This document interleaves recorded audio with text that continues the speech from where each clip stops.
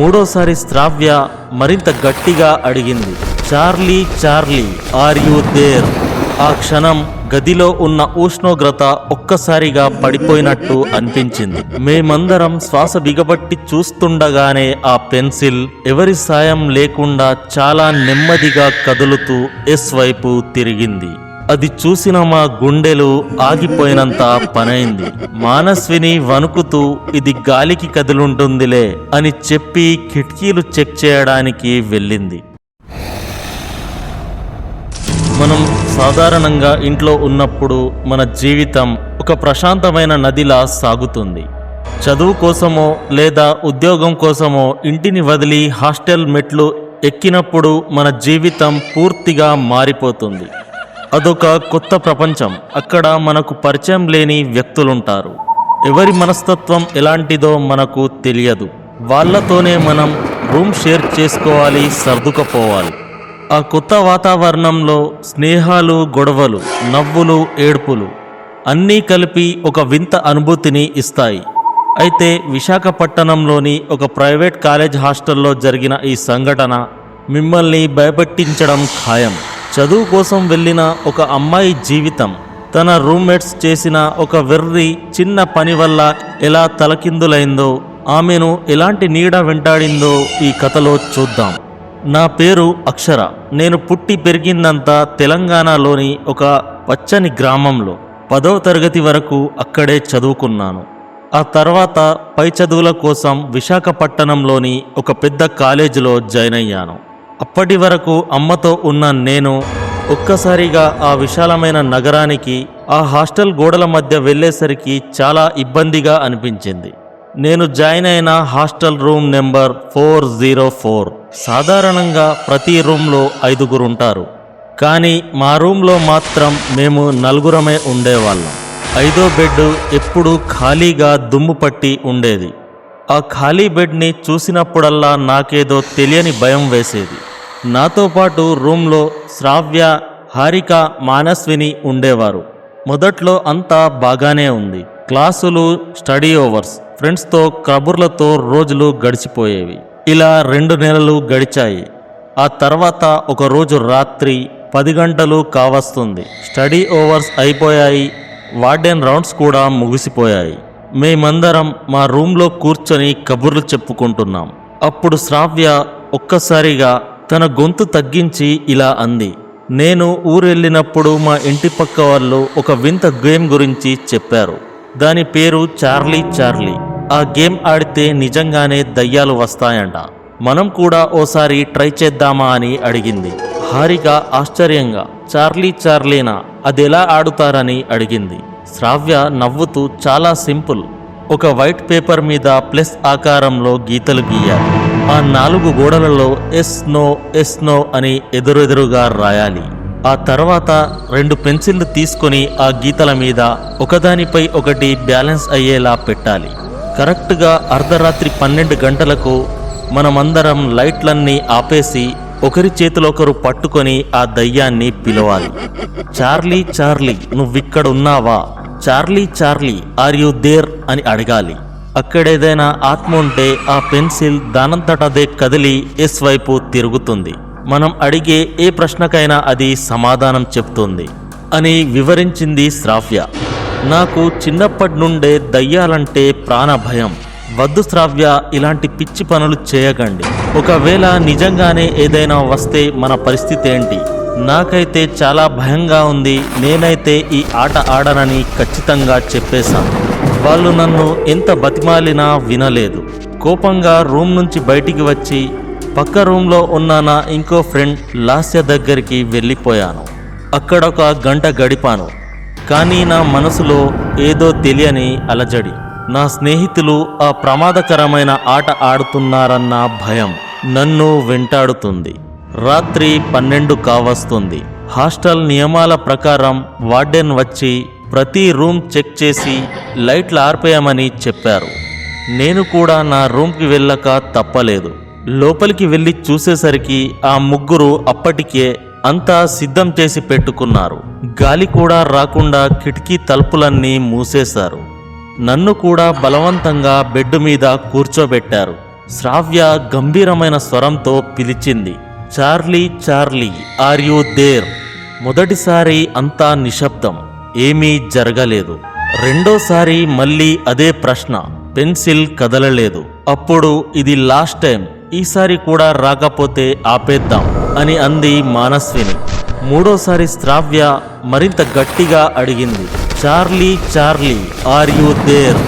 ఆ క్షణం గదిలో ఉన్న ఉష్ణోగ్రత ఒక్కసారిగా పడిపోయినట్టు అనిపించింది. మేమందరం శ్వాస బిగబట్టి చూస్తుండగానే ఆ పెన్సిల్ ఎవరి సాయం లేకుండా చాలా నెమ్మదిగా కదులుతూ ఎస్ వైపు తిరిగింది.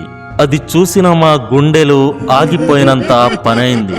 మానస్విని వణుకుతూ ఇది గాలికి కదులుంటుందిలే అని చెప్పి కిటికీలు చెక్ చేయడానికి వెళ్ళింది. కానీ కిటికీ తలుపులన్నీ గట్టిగానే వేసున్నాయి.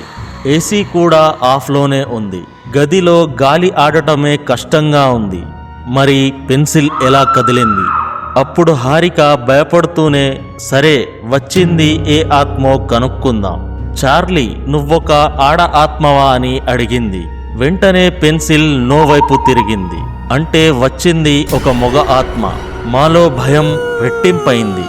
కానీ శ్రావ్యకు మాత్రం ఏదో తెలియని ఉత్సాహం. ఆమె తన భవిష్యత్తు గురించి ప్రశ్నలు అడగడం మొదలుపెట్టింది. నేను నా లైఫ్లో బాగా సెటిల్ అవుతానా అని అడిగింది. పెన్సిల్ ఎస్ అని చూపించింది. నేను తట్టుకోలేక, రేయ్ ఆపండి, మీలో ఎవరో కావాలని గాలిని ఊదుతున్నారు, ఇలాంటి పిచ్చి వేషాలు వేయకండని గట్టిగా అరిచాను. వాళ్ళు ఒట్టు వేసి చెప్పారు వాళ్ళు ఏమీ చేయడం లేదని. సరిగ్గా అప్పుడే మానస్విని ఒక వెర్రి ప్రశ్న అడిగింది. చార్లీ, అక్షర స్నానం చేస్తుంటే నువ్వు చూస్తున్నావా అని అడిగింది. నా ఒళ్ళు మండిపోయింది. ఏంటా పిచ్చి ప్రశ్నలు అని నేను తిడుతుండగానే ఆ పెన్సిల్ గిరగిరా రౌండ్గా తిరగడం మొదలుపెట్టింది. అత్యంత వేగంగా తిరిగి ఎస్ అనే వైపు ఆగింది. ఆ దృశ్యం చూసి మా రక్తమంతా గడ్డకట్టుకపోయింది. అది కేవలం ఆట కాదు, ఏదో అదృశ్య శక్తి మమ్మల్ని గమనిస్తుంది. నేను భయంతో అక్కడి నుంచి లేచి ఆ రాత్రికి అక్కడ ఉండలేక ముందున్న రూంలోకి వెళ్ళి పడుకున్నాను. ఆ రాత్రంతా నాకు నిద్ర పట్టలేదు. ఎవరో నా వైపే చూస్తున్నట్టు, నా శ్వాస పక్కనే ఇంకెవరో శ్వాస తీసుకున్నట్టు అనిపిస్తూనే ఉంది. మరుసటి రోజు ఉదయం అంతా మామూలుగానే ఉంది అనుకున్నాను. నా స్నేహితులు సారీ చెప్పారు. నేను ఆ విషయాన్ని మర్చిపోయి క్లాసులకు వెళ్ళిపోయాను. కానీ ఆ ఆత్మ అప్పటికే నా నీడలా నన్ను ఆవహించిందని నాకు తెలియదు. ఆ రోజు మధ్యాహ్నం నేను చేసిన ఒక చిన్న పని నన్ను మృత్యువు అంచులోకి తీసుకెళ్తుందని ఊహించలేదు. మధ్యాహ్నం 1 గంటకు లంచ్ బ్రేక్ ఇచ్చారు. మా రూమ్లో అందరం ఒకేసారి స్నానానికి వెళ్తే లేట్ అవుతుందని నేను లంచ్ మానేసి స్నానం చేయడానికి రూమ్కి వెళ్ళాను. మా రూమ్ 4వ అంతస్తులో ఉంది. హాస్టల్ మొత్తం నిశ్శబ్దంగా ఉంది. అందరూ డైనింగ్ హాల్లో ఉన్నారు. నేను బకెట్లో హాట్ వాటర్ పట్టుకొని రూమ్లోకి వెళ్ళాను. తలుపు దగ్గరికి వేసి బాత్రూంలోకి వెళ్ళాను. తలకి షాంపూ పెట్టుకుంటుండగా సడన్గా బయట రూమ్ మెయిన్ డోర్ ఓపెన్ అయినట్టుగా చప్పుడు వినిపించింది. హారిక, నువ్వేనా? అప్పుడే వచ్చేసావా అని అడిగాను. ఎటువంటి సమాధానం లేదు. గాలికి తెరుచుకుందేమో అని పట్టించుకోలేదు. సరిగ్గా అప్పుడే నా చెవి దగ్గర ఎవరో మొగాడు చాలా బరువుగా గాలి పీలుస్తున్న శబ్దం వినిపిస్తుంది. ఎవరో నా పక్కనే నిలబడి ఊపిరి పీలుస్తున్నట్టు ఉంది. నేను భయంతో కళ్ళు తెరిచి చూశాను. ఎవరూ లేరు. కానీ ఆ గాలి స్పర్శ నాకు తగులుతుంది. వణికిపోతూ త్వరగా స్నానం ముగించుకొని బయటికి రావాలనుకున్నాను. బట్టలు వేసుకోవడానికి డోర్ మీద ఉన్న టవల్ని లాగాను. కానీ అది రావట్లేదు. అటువైపు నుంచి ఎవరో ఆ టవల్ను గట్టిగా లాగుతున్నారు. నేనెంత బలం ఉపయోగించినా ఆ టవల్ కదలడం లేదు. భయం నా నరాల్లోకి పాకింది. సడన్గా ఆ టవల్ను ఎవరో విసిరేసినట్టుగా కింద పడింది. నేను వెంటనే పాత బట్టలు వేసుకొని డోర్ తీయడానికి ప్రయత్నించాను. కానీ ఆ డోర్ రావడం లేదు. బయట నుంచి ఎవరో గట్టిగా నెడుతున్నట్టుగా లేదా లాక్ చేసినట్టుగా ఉంది. నేను గట్టిగా కేకలు వేయడం మొదలుపెట్టాను. కాపాడండి, ఎవరైనా ఉన్నారా అని అరిచాను. సుమారు 15 నిమిషాల పోరాటం తర్వాత బయట నుంచి శ్రావ్య వచ్చి అక్షర ఏమైందని డోర్ నెట్టగానే ఆ డోర్ చాలా తేలికగా తెరుచుకుంది. నేనేడుస్తూ బయటికి వచ్చి వాళ్లను గట్టిగా పట్టుకున్నాను. జరిగినదంతా చెబితే నువ్వు భ్రమపడుతున్నావని నన్ను సంజాయించారు. అది భ్రమ కాదని నా మనసుకు తెలుసు. ఆ సంఘటన తర్వాత నేను ఆ రూమ్లోకి వెళ్ళడమే మానేశాను. పైన ఫ్లోర్లో ఉన్న నా ఫ్రెండ్ స్వాతి రూమ్లో పడుకోవడం మొదలుపెట్టాను. స్నానం చేయాలన్నా భయమే. బట్టల కోసం నేను వెళ్ళేదాన్నే కాదు. కానీ ఎన్ని రోజులు పక్క రూమ్లో ఉంటానో ఆ స్నేహితులు నన్ను బలవంతం చేసి మళ్ళీ మా రూమ్లోకి రప్పించారు. ఆ రాత్రి ఆ నల్లటి ఆకారం తన అసలు రూపాన్ని చూపించింది. మేమందరం కలిసి ఆ రాత్రి రూమ్లోనే పడుకున్నాము. నేను చాలా అలిసిపోయి త్వరగానే నిద్రపోయాను. మానస్విని మాత్రం అపోజిట్లో ఉన్న సపరేట్ బెడ్ మీద పడుకుంది. ఆమెకు అర్ధరాత్రి లేచి నీళ్లు తాగే అలవాటుంది. ఆ రోజు కూడా అర్ధరాత్రి 1:30 గంటల సమయం మానస్విని మేల్కొని మత్తులో దుప్పటి తీసి చూసింది. ఆ మస్క వెలుతురులో ఆమెకు కనిపించిన దృశ్యం, ఆ దృశ్యం చూసిన ఆమె గొంతులో మాట పడిపోయింది. నా బెడ్ మీద నేను పడుకొని ఉన్నాను. కానీ నా పైన గాలిలో తేలుతూ ఒక నల్లటి భయంకరమైన ఆకారం, ఆ ఆకారం గాల్లో నా మీద పడుకొని తన చేతులతో నా దుస్తులను లాగుతుంది. అది మనిషి కాదు, ఒక నీడ లాంటి పిశాచం. మానస్విని భయంతో ఒక్కసారిగా కేక వేసింది. అక్షరా, లే, నీ బెడ్ మీద నుంచి దిగిపో తొందరగా అని అరుస్తూ లైట్ లాంచ్ చేసింది. ఆ లైట్ వెలుతురులో ఆ నీడ మాయమైంది. ఏమైందని అందరం అడగగా మానస్విని వణుకుతూ జరిగిందంతా చెప్పింది. మేమందరం ఆ క్షణమే రూమ్ ఖాళీ చేసి బయటకు వచ్చేసాం. ఆ రాత్రి హాస్టల్ కారిడార్లోనే గడిపాము. నేను మరుసటి రోజు మా నాన్నకు ఫోన్ చేసి రప్పించాను. జరిగిందంతా చెప్పి నేను హాస్టల్లో ఉండలేనని ఏడ్చాను. అదంతా విన్న మా నాన్న నన్ను ఇంటికి తీసుకెళ్ళిపోయారు. ఇంటికి వెళ్ళాక కూడా నాకు ప్రశాంతత లేదు. స్నానం చేస్తుంటే ఎవరో టచ్ చేస్తున్నట్టు, తలుపు వెనకాల నిలబడి ఎవరో నన్నే చూస్తున్నట్టు అనిపించేది. నా అదృష్టం ఏంటంటే మా అమ్మ నన్ను ఒకరోజు ఒక పురాతనమైన హనుమాన్ దేవాలయానికి తీసుకెళ్ళింది. అక్కడున్న పూజారి గారు నా ముఖం చూడగానే గంభీరంగా మారిపోయారు.